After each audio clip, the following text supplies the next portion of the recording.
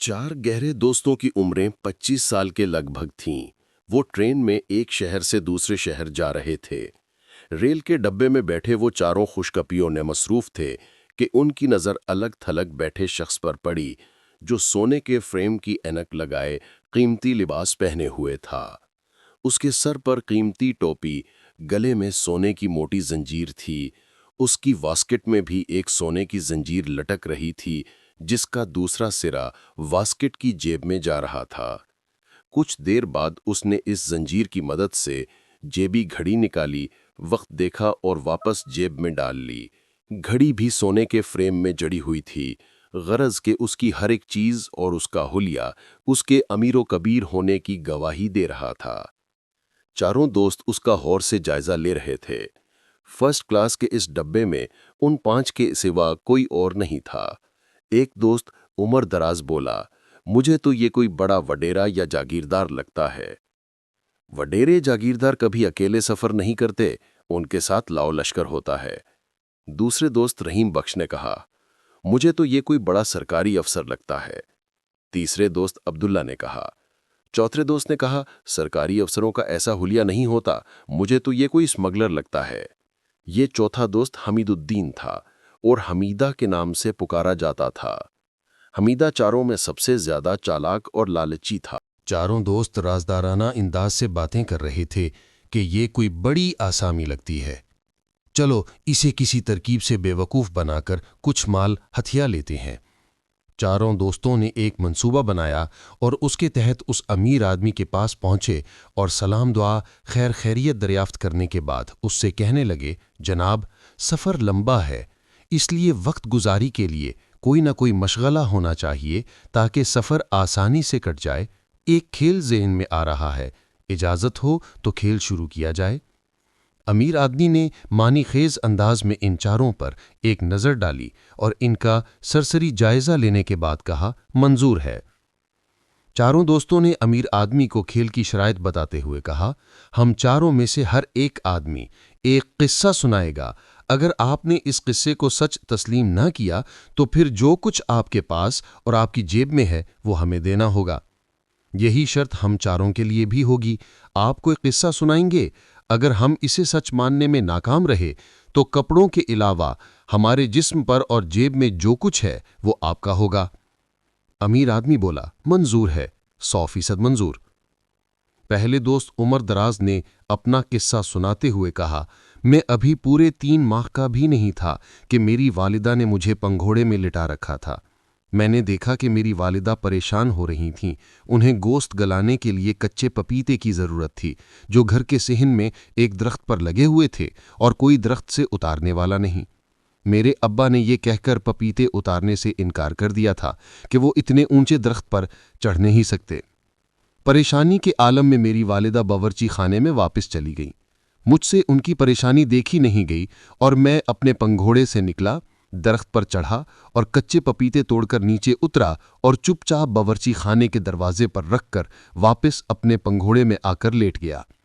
मेरी वालिदा कच्चे पपीते देखकर हैरान रह गईं। आप क्या कहते हैं, ये बात सच है या झूठ? उसने अमीर आदमी से पूछा। मैं इसे सच तस्लीम करता हूं, ऐसा मुमकिन है, अमीर आदमी ने जवाब दिया। अब दूसरे दोस्त रहीम बख्श ने अपना किस्सा सुनाना शुरू किया।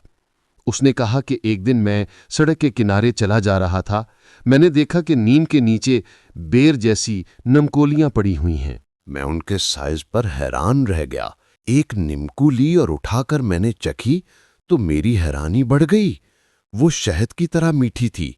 निम्कोलियां खाने के शौक में मैं दरख्त पर चढ़ गया और ताज़ा ताज़ा खूब निम्कोलियां खाईं। लेकिन अब मसला ये था कि दरख्त से उतरूं कैसे? चढ़ना तो मुझे आता है, उतरना नहीं आता। चुनाचे मैं सीढ़ी वाले की दुकान पर पहुंचा, उससे किराए पर सीढ़ी ली, उसे लगाकर मैं दरख्त से उतरा। निम्कोलियों के शहद की तरह मीठे होने पर आपका क्या ख्याल है? रहीम बख्श ने अमीर आदमी से सवाल किया। निम्कोलियां मीठी हो सकती हैं, बिल्कुल हो सकती हैं। मैं इसे सच तस्लीम करता हूं और आपकी अक्ल की दाद देता हूं कि आपने दरख्त से उतरने का बड़ा अच्छा तरीका इस्तेमाल किया। अमीर आदमी इत्मीनान से बोला। दूसरे दोस्त का वार भी खाली गया। تیسرا دوست عبداللہ میدان میں آیا۔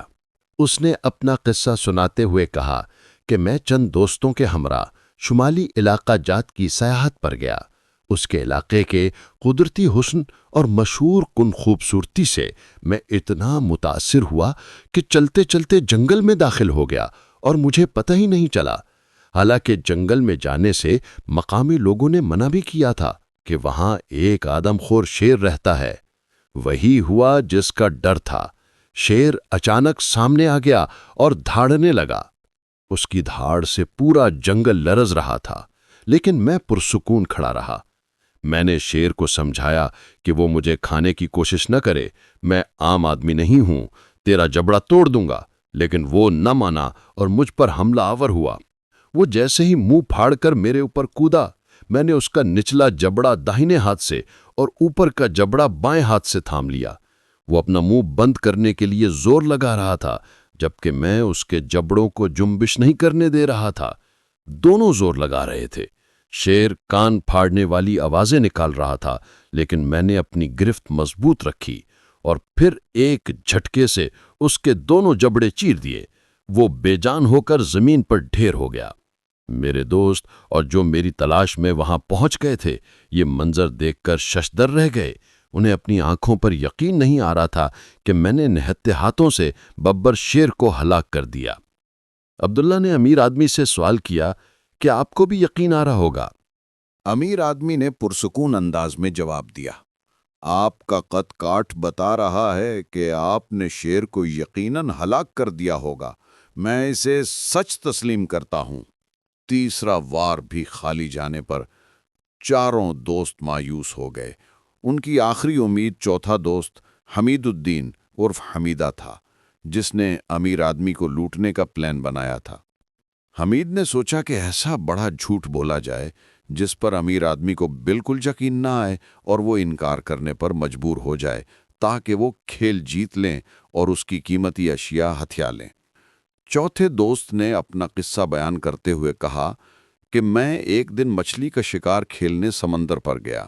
میں نے ایک کشتی کرائے پر لی اور گہرے سمندر میں پہنچ گیا۔ میں نے دیکھا کہ وہاں اور بھی شکاری اور مچھیرے تھے جو اپنی اپنی کشتیاں لیے مچھلیوں کا شکار کر رہے تھے، اور انہوں نے اچھی خاصی مچھلیاں پکڑ لی تھیں۔ میں نے بھی سمندر میں اپنا جال ڈال دیا، لیکن کئی گھنٹے ہو گئے کوئی بڑی مچھلی جال میں نہیں آئی۔ مجھے غصہ آ گیا۔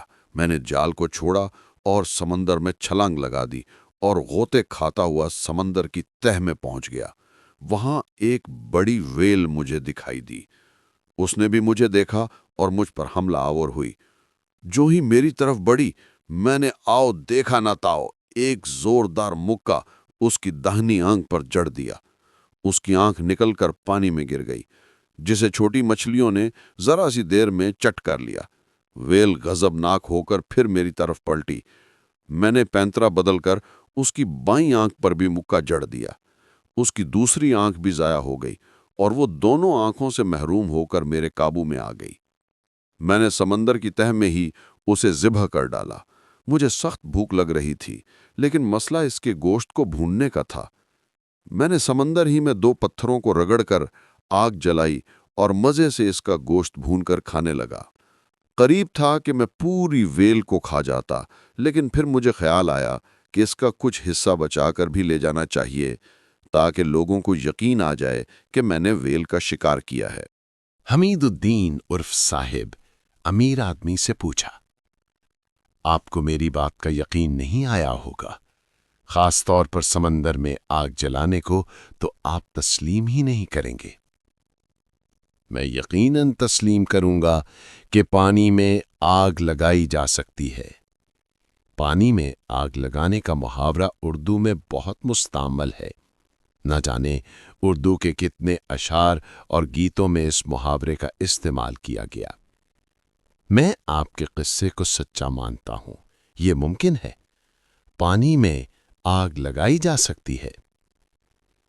امیر آدمی کا جواب سن کر چاروں دوست دم بخود رہ گئے۔ ان کا آخری وار بھی خالی گیا۔ بادل ناخواستہ انہوں نے امیر آدمی سے کہا کہ اب آپ اپنا کوئی حیرت میں ڈالنے والا قصہ سنائیے۔ امیر آدمی نے کہا کہ میرا ایک بڑا سبزی اگانے کا فارم ہے جہاں میں سبزیوں کے سائز بڑے کرنے کے تجربات کرتا رہتا ہوں۔ 25 سال پہلے میں نے کدو کو بڑا کرنے کا تجربہ کیا تھا جو بہت کامیاب رہا اور کدو کا سائز معمول سے بہت بڑا ہو گیا۔ اس طرح 4 کدو تیار ہوئے تھے، لیکن جب انہیں کاٹا گیا تو ہر کدو میں سے ایک انسانی بچہ نکلا۔ وہ 4 لڑکے تھے۔ میں نے انہیں پالا پوسا اور جوان کیا۔ وہ میرے کھیتوں اور فارموں پر کام کرتے تھے۔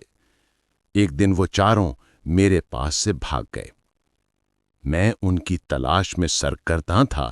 میری قسمت اچھی ہے کہ آج تم 4 مجھے مل گئے۔ تم ہی وہ نوجوان ہو جو میرے فارم سے بھاگے تھے۔ اب تمہیں واپس میرے ساتھ چلنا ہوگا اور میرے فارم اور کھیتوں میں کام کرنا ہوگا کیونکہ تم میری ملکیت ہو۔ بولو، میری بات پر یقین ہے یا نہیں؟ میرے قصے کو سچا مانتے ہو یا نہیں؟ امیر آدمی نے پوچھا۔ 4 دوست ششو پنچ میں پڑ گئے۔ اگر امیر آدمی کے قصے کو وہ سچا مانتے ہیں تو انہیں تمام عمر غلام بن کر اس کے کھیتوں میں کام کرنا ہوگا، اور اگر جھوٹ قرار دیتے ہیں تو انہیں اپنی جیبوں کی رقم، ہاتھ کی انگوٹھیوں، گھڑیوں اور گلے کی سنہری زنجیروں سے محروم ہونا پڑے گا۔ کافی سوچ بچار کے بعد انہوں نے دوسرے خیال کو بہتر سمجھا۔ امیر آدمی نے شرائط کے مطابق ان 4 کی گلے کی زنجیریں، گھڑیاں اور جیبوں کی رقم سمیٹی اور اگلے اسٹیشن پر اتر گیا جہاں سے اترنا تھا، یعنی اسے کہتے ہیں 100 سنار کی 1 لوہار کی۔